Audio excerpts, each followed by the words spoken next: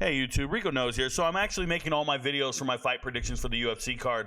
I never get them wrong. True story, we went 11-0 last week. But making my picks for UFC 299, and while I'm making that content for the Patreon, I look up and you see it right there. Jake Paul versus Mike Tyson in the middle of the summer. What are we doing? First and foremost, it's going to be televised by Netflix. Congratulations to Netflix, Jake Paul, and Mike Tyson getting paid. But let me tell you guys something. When I was a kid, we used to do a couple of things. We used to say, what are you going to do if you win the lottery? And everybody would talk about what they would do if they won the lottery.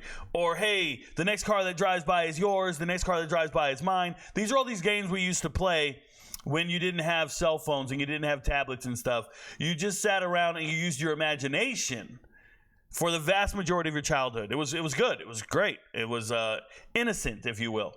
And now I can remember one scenario when we were kids. We would say, how much would you pay to get in the ring with Mike Tyson? Like, how much would you have to get paid to take a punch from Mike? Now, this is back when he was killing Peter McNeely and getting ready to fight Evander Holyfield and get a mouthful of ear. But we used to talk about Mike in a way that was just almost folklore-ish, right? We used to see him just knock people out with one punch.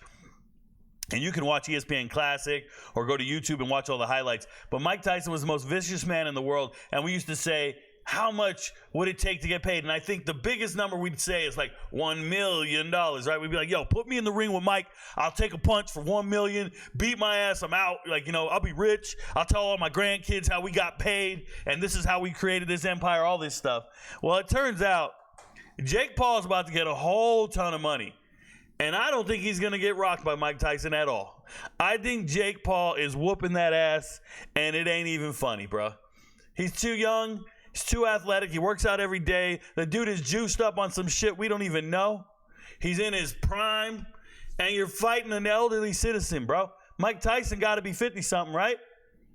Got to be 50-something. I think he was 20 years old in 1990, if I'm doing my math right.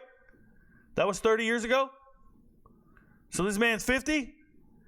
I don't know. Oh, he got that old man strength. Nah, bruh. Nah.